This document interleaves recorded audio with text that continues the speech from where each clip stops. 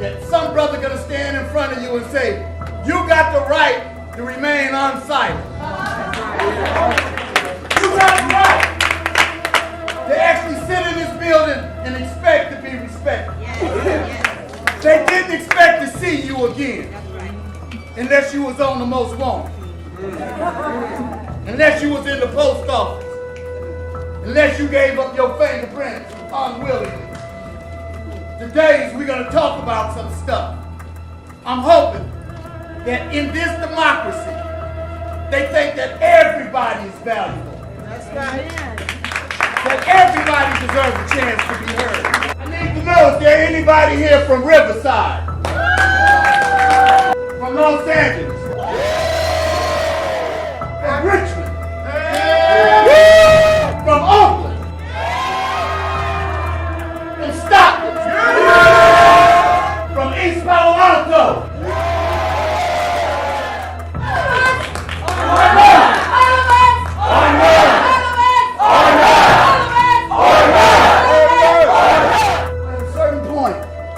We need to grow our numbers, and we need to grow our numbers fast and steady.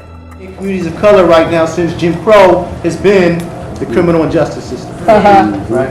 And as a result of that, many of us have been locked out of employment opportunities, out of the democratic process, out of educational opportunities, and so on and so forth. And so if we're going to build real democracy, part of reclaiming our voice and power is affirming that. You know, I served my country at 18 years old, wounded twice in Vietnam. I never voted because I believed the lie that my vote, one vote, don't count. I'm Gloria Cooper, representing the San Diego Organizing Project and Balzos from San Diego. Raise your hand back there. All right.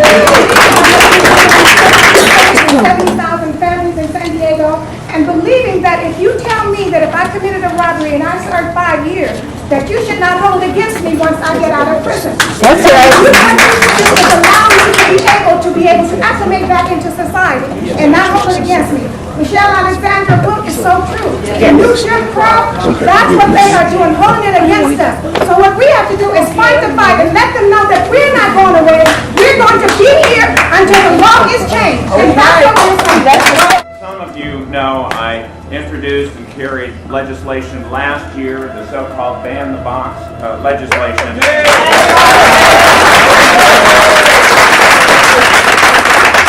We succeeded in getting the bill out of the assembly, but ran into a roadblock in the state senate, where those in local government who objected were able to convince the chair of the committee the bill went to that the bill ought not to proceed, and so we didn't have success in getting the bill through the Senate and to the governor last year. But that doesn't mean we give up. You don't give up. I don't give up. That's right.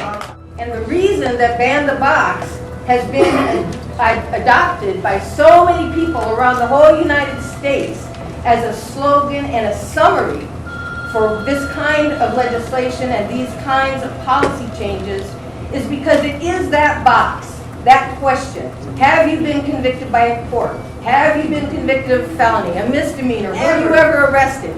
That stops us from being able to really successfully rejoin our communities after we get out.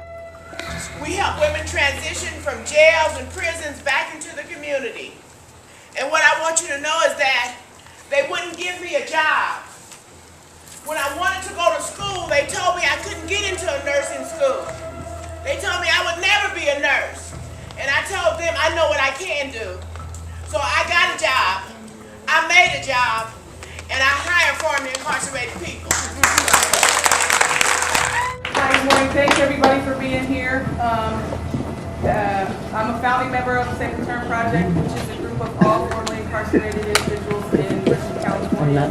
We have already passed Ban the Box in our city. Woohoo! And most of you will know that I'm the first African American elected to the State House south of Los Angeles.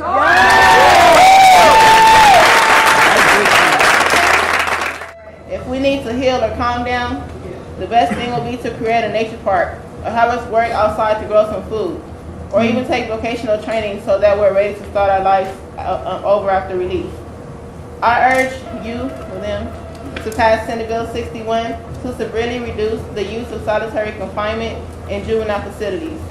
And also to pass Senate Bill 260 to give 6,500 people in California who are sentenced as youth to adult prison sentences longer than 10 years, and many youth have been sentenced to 80 to life or 150 years to life, or even 400 years to life at 14, 16, or 17.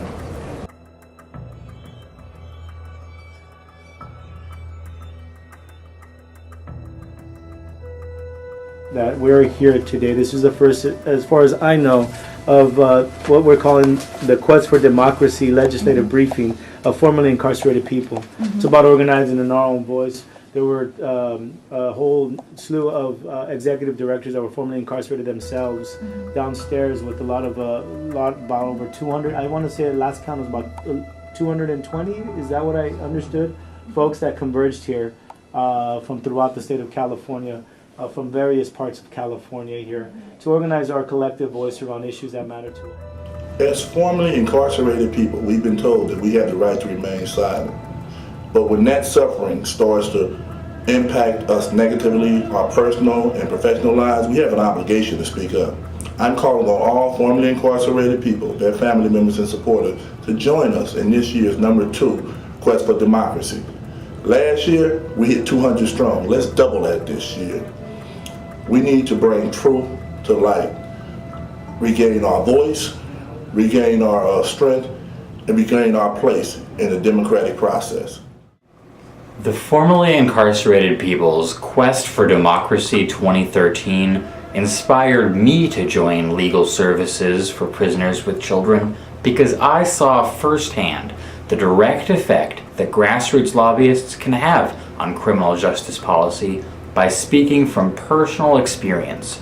We passed AB 218, the Ban the Box Bill, SB 458, the Youth Gang Database Notification Bill, and SB 530, the Expungement Bill, all in 1 year.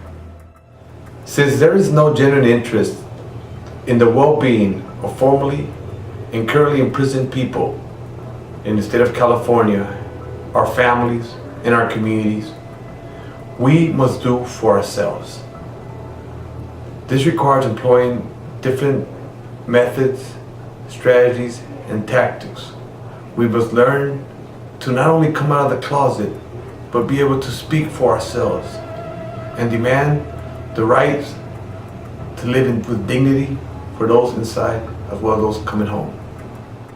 The longer that the people are separated, then the easier it is for us to be oppressed. But the more we unite, we can't be oppressed no more because we're the people and we're the power.